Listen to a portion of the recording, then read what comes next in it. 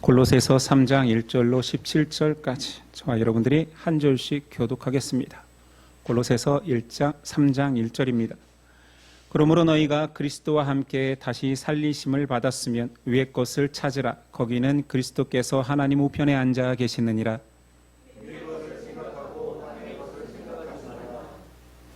이는 너희가 죽었고 너희 생명이 그리스도와 함께 하나님 안에 감추어졌음이라.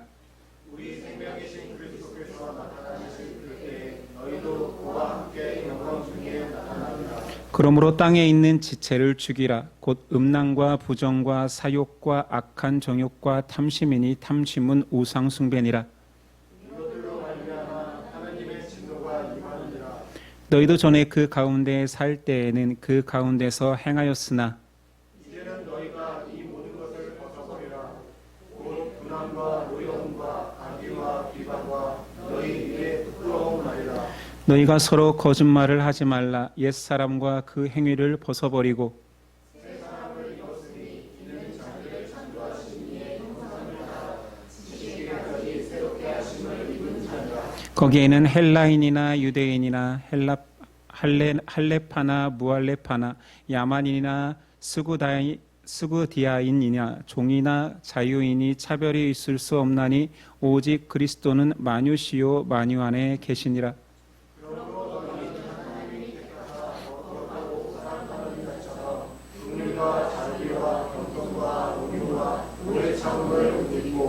누가 누구에게 불만이 있거든 서로 용납하여 피차 용서하되 주께서 너희를 용서하신 것 같이 너희도 그리하고 이 모든 것 외에 사랑을 더하라. 이는 온전하게 맺는 띠니라. 그리스도의 평강이 너희 마음을 주장하게 하라. 너희는 평강을 위하여 한 몸으로 부르심을 받았나니 너희는 또한 감사하는 자가 되라.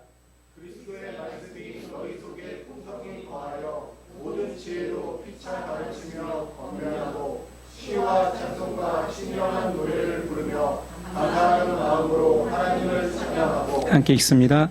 또 무엇을 하든지 말에나 일에나 다 주 예수의 이름으로 하고 그를 힘입어 하나님 아버지께 감사하라. 아멘. 오늘 말씀의 제목은 부활의 새 옷을 입으라. 제가 여러분께 질문 한번 해보겠습니다. 인류 역사를 통틀어 가장 절망적인 사건이 무엇일까요? 제 질문의 의도를 오늘 부활절이니 알 것입니다. 사람을 구원하기 위해 이 땅에 오신 예수 그리스도를 사람의 손으로 죽인 사건입니다. 그렇다면 인류에게 가장 희망적인 사건은 무엇입니까? 당연히 그 예수께서 부활하신 일이죠.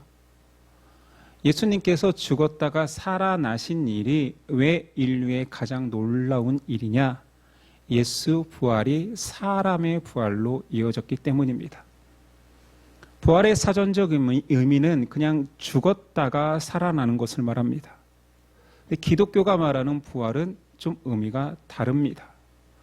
죽었다가 살아나는데 영원히 죽지 않는 것을 기독교의 부활이라 말합니다. 성경에는 죽었다 살아난 자가 있었습니다. 나사로지요. 그러나 그것을 부활이라 하지 않습니다. 그도 다시 죽었기 때문입니다. 기독교의 부활은 죄의 결과인 사망에서 해방되어 영원히 죽지 않는 부활체가 되는 것입니다. 하나님은 인간을 자신이 기뻐하는 온전한 존재로 회복시키기 위해 부활이라는 놀라운 사건을 만드셔서 죄와 사망을 이기고 영원한 생명을 누리게 하였습니다. 하나님은 처음부터 사람을 육체와 영혼이 하나 된 존재로 창조하셨습니다. 창세기 2장 7절 여호와 하나님이 땅의 흙으로 사람 육체를 지으시고 생기 영혼을 그 코에 불어넣으시니 사람이 생명이 된지라. 일반적으로 사람의 존재를 구분할 때 영혼육 3분설로 설명을 많이 합니다. 그러나 성경은 육신, 육체와 영혼 2분설을 지지합니다. 모든 사람은 죽습니다. 그것은 피할 수 없는 진리지요. 성경에서 죽음은 죄의 결과입니다. 로마서 6장 23절 죄의 싹은 사망이요.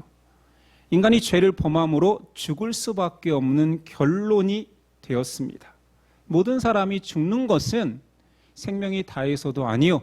영적으로 본다라면 모든 사람이 죄를 지었기 때문입니다. 자, 그러면 앞에서 말했듯이 존재 방식인 사람이 죽는다라는 것은 영혼과 육체의 분리를 말합니다. 육체는 땅으로 돌아갈 것이요 영혼은 죽지 않습니다. 창조주의 계획에 따라 그 영혼은 두 가지 결론을 맞이합니다. 성경에는 그것을 그 영혼의 한 가지는 생명의 부활이요 다른 한 가지는 심판의 부활이라고 말합니다. 우린 다 알다시피 우리는 생명의 부활에 참여할 것입니다. 흠없고 순결한 어린 양이 오셔서 우리의 죄를 속량했기 때문입니다. 죄의 문제를 해결했잖아요. 죄의 결론이 사망인데 우리의 모든 죄를 영원하신 제물이신 그리스도께서 속량하셨습니다. 자, 죄의 문제는 해결되었고 이제 죽음의 문제는 그리스도께서 사망에서 생명으로 부활하셨기에 예수 십자가를 믿는 자들은 또한 그 부활에 참여함으로 죽음의 권세를 이깁니다. 고린도전서 15장 20절에는 이렇게 증언합니다. 그러나 이제 그리스도께서 죽은 자 가운데 다시 살아나사 잠자는 자들의 첫 열매가 되셨도다. 예수님은 잠자는 자, 죽은 자의 첫 열매로서 부활의 능력을 발현하셨고 우리가 이제 그 다음 열매로서 예수님과 같이 부활에 참여한다라는 뜻입니다. 예수 십자가의 속량이 우리를 구속으로 이끌었을 뿐만 아니라 부활로 이끄십니다.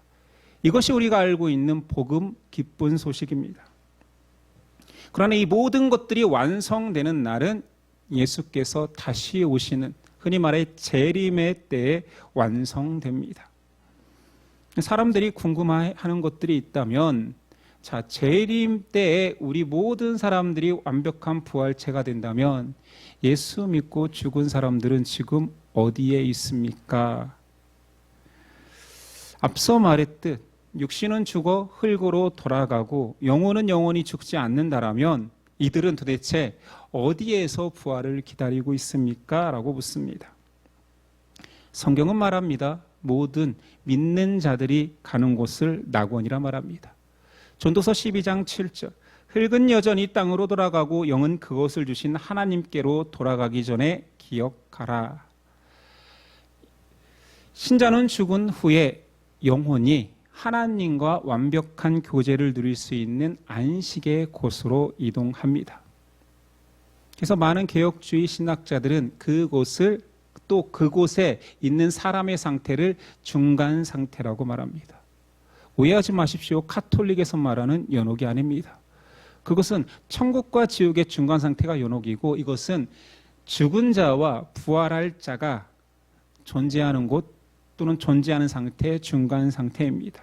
이것을 증언하는 구절은 예수님께서 십자가에서 죽으실 때 함께 십자가형을 받고 있던 죄수에게 말씀하십니다. 예수께서 이르시되 그가 예수님의 구원을 바라니 내가 진실로 내게 이르노니 오늘 내가 나와 함께 낙원에 있으리라. 자, 죽음 이후에 하나님과 교제할 수 있는 곳에서 부활의 소망을 꿈꾸며 평안과 안식을 누리는 낙원이 있습니다. 그러니 예수님이 다시 오시는 재림의 때에 일찍 예수님의 구원을 믿고 십자가 속량을 받고 낙원에 있는 자들이 그때 재림의 때에 예수님 앞에 나아가 부활을 경험할 것이요 살아서 예수님을 믿는 자들이 그 다음에 부활을 경험합니다. 이것을 생명의 부활이라 하지요. 그리고 그들이 들어가는 곳을 계시록에서는 새 예루살렘, 새 하늘과 새 땅으로 묘사하고 있습니다. 반대로 불신자들은 구원에 참여하지 못하고 죽었기 때문에 지옥이라 불리는 곳에서 하나님의 마지막 심판, 부활의 때, 심판의 부활을 기다립니다. 누가복음 16장 부자와 거지 나사로 비유에서 죽은 부자가 고통 중에 있다라고 고백합니다. 예수님 다시 오시는 그 날에 지옥에서 영원한 심판을 기다리던 자들과 살아있으나 예수 십자가를 부인하는 자들이 함께 심판의 부활에 참여하여 결국 그들이 가는 곳은 불못입니다. 계시록 20장 15절 누구든지 생명책에 기록되지 못한 자는 불못에 던져지더라. 그러나 많은 사람들이 또는 신앙인들이 죽자마자 천국 간다, 예수 믿으면 천국 간다, 예수 안 믿으면 지옥 간다라고 할 때 이 중간 상태와 최후의 부활체의 상태를 혼용해서 사용합니다. 믿음에 의해서 영원한 생명과 영원한 심판이라는 그 결과가 같기 때문에 상관없지요. 그래서 이것을 혼란스럽게 중간 상태를 만들지 않고 바로 죽으면 최후의 심판까지 연결할 수 있는 주장이 있으니 바로 수면설입니다. 죽으면 다 잔다라는 거지요. 예수님께서 또한 그렇게 표현하셨습니다. 나사로가 자고 있다. 깨우는 것이 살아나는 거지요. 세상 사람들도 죽음을 때로 영면하였다, 영원한 잠에 들었다라고 표현하기도 합니다. 자, 요한복음 11장 11절 우리 친구 나사로가 잠들었도다 그러나 내가 깨우러 가노라. 낙원에 갔도다, 낙원에서 꺼내오리라 하지 않고 잠들었도다, 그리고 깨운다고 표현하고 있죠. 데살로니가전서 4장 13절에도 형제들아 자는 자들에 관하여는 죽은 자들을 묘사하는 표현입니다. 너희가 알지 못함을 우리가 원하지 아니하노니 이는 소망 없는 다른 이와 같이 슬퍼하지 않게 하려 함이라. 예수님 믿고 죽은 자는 다 천국 간다라고 묘사하지만 마지막 부활체를 잊기 전까지 그 시간 동안 잔다라는 거지. 자, 죽은 자의 입장에서는 오늘 죽어서 잠들지만 마지막 날 예수님 재림의 때에 깨어나기 때문에 길든 짧든 그 순간을 인지하지 못할 수 있다라는 거지. 믿는 자나 믿지 않는 자나 생명의 부활 또는 심판의 부활의 때에 다 같이 자다가 깨어난다, 이렇게 보는 사람도 있습니다. 중요한 것은 낙원을 믿든 잠을 자는 것을 믿든 마지막에 부활한다라는 것이 동일합니다. 부활은 예수님이 다시 오실 때 완성될 사건이지만, 그래서 미래적 의미를 가지지만 부활은 지금 살아있는 성도에게도 굉장히 중요한 영향을 미칩니다. 오늘 우리가 읽은 골로새서 말씀이 부활의 현재적 의미를 말하고 있습니다. 첫 번째, 부활을 믿는 자는 위의 것을 찾는다 말합니다. 1, 2절. 그러므로 너희가 그리스도와 함께 살리심을 받았으면 위의 것을 찾으라. 거기는 그리스도께서 하나님 우편에 앉아 계시느니라. 위의 것을 생각하고 땅의 것을 생각하지 말라. 모든 인생이 살아간다 하지만 죽어가고 있는 것입니다. 죽음을 향해 치닫고 있지요. 부활은 하나님께서 허락하신 새 시작을 맞이하는 것입니다. 그러니 인생이 죽어가는 것이지만 신자의 인생은 진짜 새로운 시작을 시작하는 준비 시점인 거지. 가치 있다 여기는 인생보다 더 진실로 중요한 그 사람의 영원이 시작되는 것입니다. 그래서 부활은, 부활 소망을 가진 자들은 하늘 소망을 가지고 있는 것입니다. 3, 4절. 이는 너희가 죽었고 너희 생명이 그리스도와 함께 하나님 안에 감추어졌음이라. 우리 생명이신 그리스도께서 나타나실 그때에 너희도 그와 함께 영광 중에 나타나리라. 부활 소망은 현재에도 영향을 미치니 새로운 시작이 진실로 그때 이루어지는구나. 그리스도께서 나에게 생명을 주고 그리스도의 시작과 그리스도의 오심과 함께 내 진짜 영광스러운 삶이 시작됨을 말합니다. 이것을 좀 와닿게 우리 집으로 한번 표현해 볼까요? 새 집에 들어가는 사람의 마음은 어떨까요? 근데 아직 옛 집에 살고 있습니다. 아니, 새 집에 곧 들어갈 텐데 옛 집을 막 열심히 수리해서 사는 사람이 있습니까? 좀 불편하다고 해서 막 짜증내고 고통스러워 할까요? 막 전전긍긍할까요? 아니요. 곧 새 집을 꿈꾸면서 묵묵히 기다릴 수 있습니다.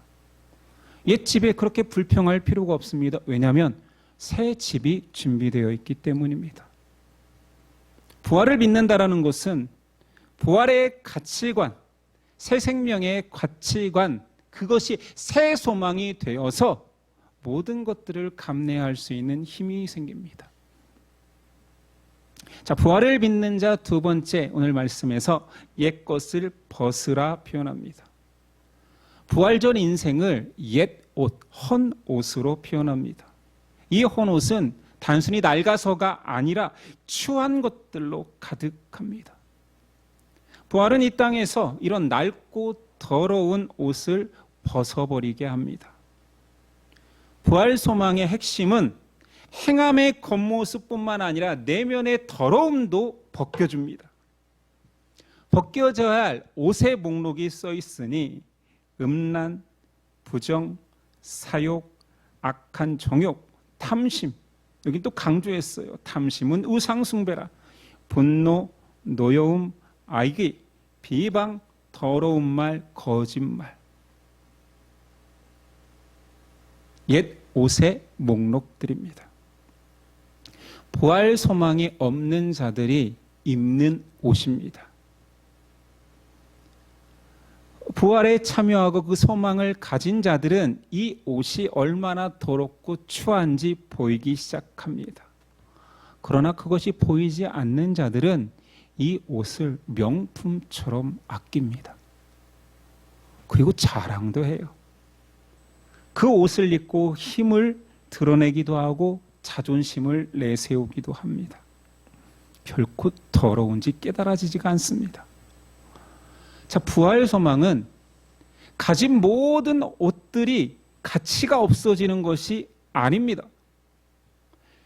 새 옷이 있기 때문에 헌 옷이 가치 절하되는 것을 깨닫게 되는 것입니다. 그러니까 부활 소망은 사람이 연마해서 뭐라고 해야 될까요? 염세적 태도로 인생을 산다라는 게 아니에요. 아, 저것도 필요 없고 저것도 무의미하고 인생이 덧없다라고 말하는 것이 아니라 부활 소망이라는 새 옷을 갖게 되니 헌 옷을 버리는 것이 당연한 것이 되는 것이.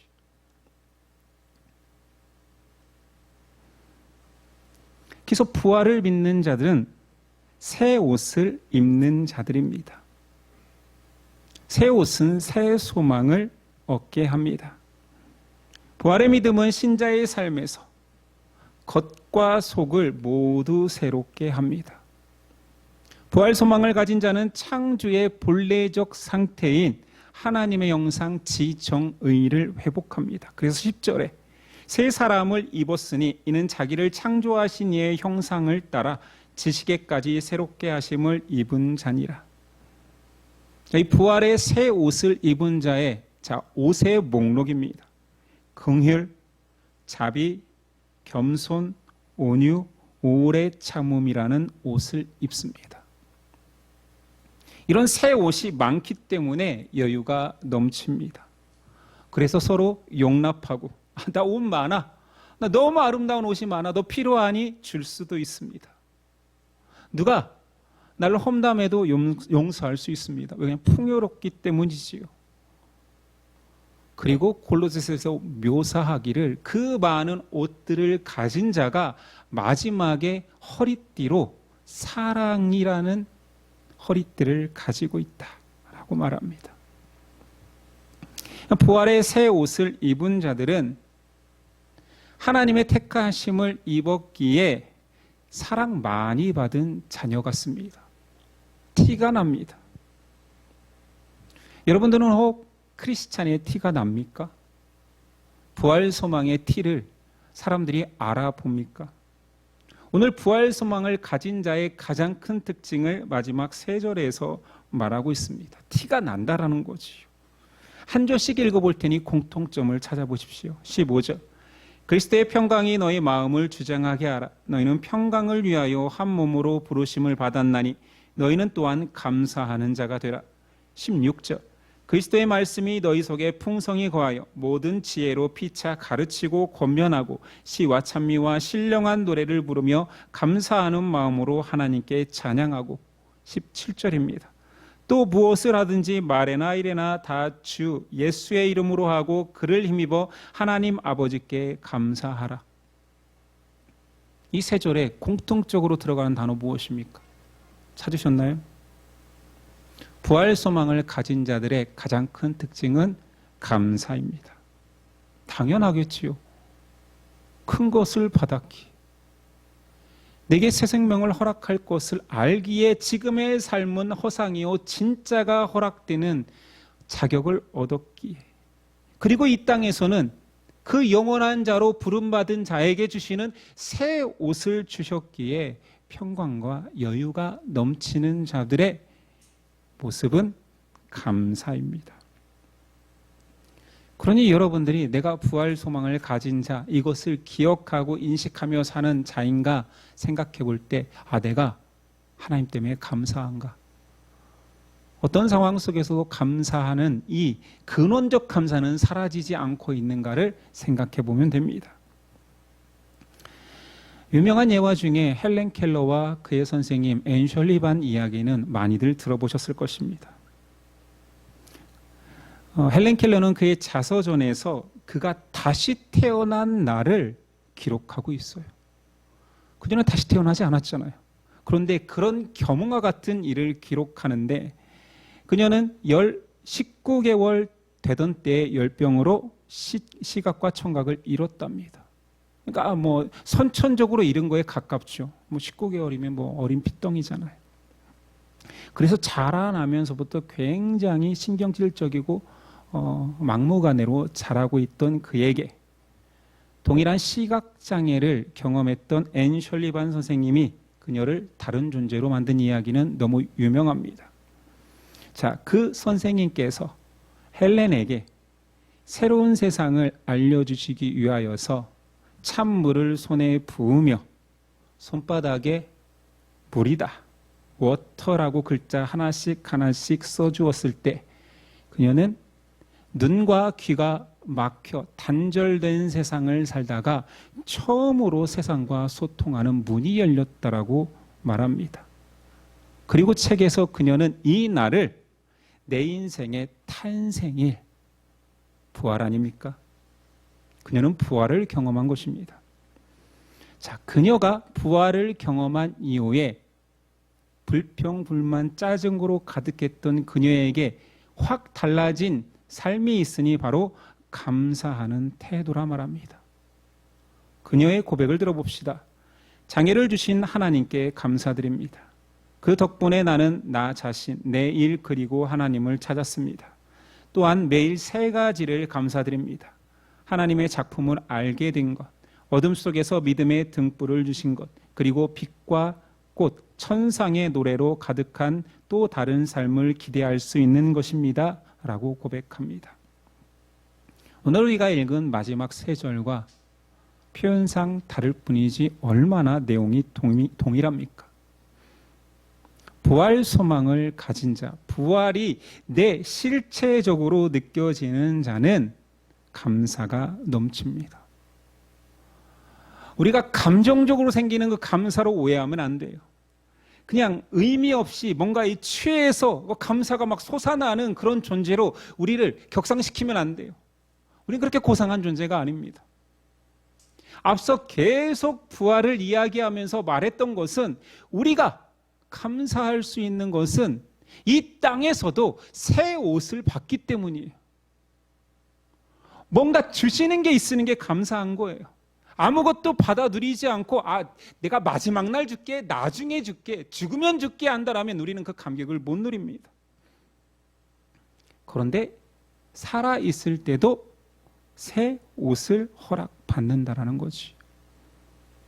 부활 소망을 가진 자는 구체적으로 말씀이 언급합니다. 15절에 감사할 수 있는 일, 그리스도의 평강이 있기 때문에. 16절에는 그리스도의 말씀이 있기 때문에, 17절에는 그리스도의 이름의 영광이 있기 때문에, 그 풍성함을 받고 있기 때문에 감사가 넘칩니다. 감사해야지 막 자기 취면에 빠져서, 그래, 나 언젠가는 내가 하나님의 나라에 갈 거고 나 영원체로 살 거야, 그것을 생각해보자, 묵상해보자, 그래서 감사하는 것이 아니라 이 생에서도 새 옷으로 계속 우리를 입혀주시는 하나님의 은혜가 있기 때문에 우리는 감사하는 것입니다. 부활 소망은 직관적입니다. 어린 헬렌에게 언어라는 새 소통의 신세계가 열렸던 것처럼 신자에게도 부활은 지금 하나님의 새로운 선물이 계속됩니다. 우리가 그것을 마지막 날 죽어야 받는 부활로 여기기 때문에 능력이 나타나지 않는 거예요. 우리에게 새 생명의 결론이 있을 뿐 아니라 지금 새 옷을 입히시는 하나님의 은혜가 있습니다. 여러분은 어떤 옷을 가지고 있습니까? 부활의 새 사람에게 허락된 그 옷 중에서 여러분은 무엇을 입고 무엇을 자랑하고 있습니까?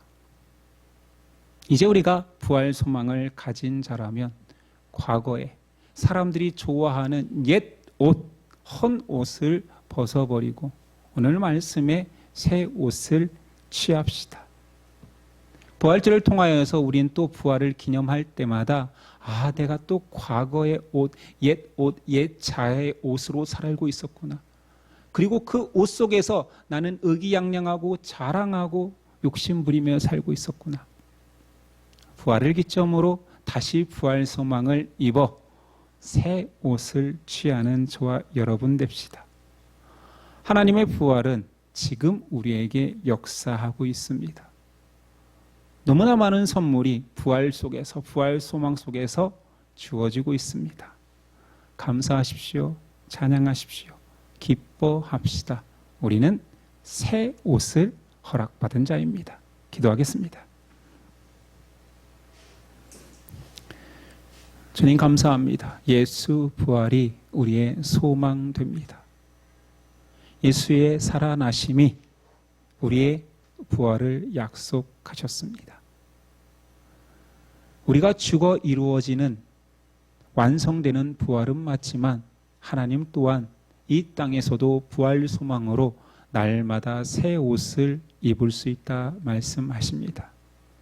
오늘도 우리에게 새 옷을 허락하옵소서.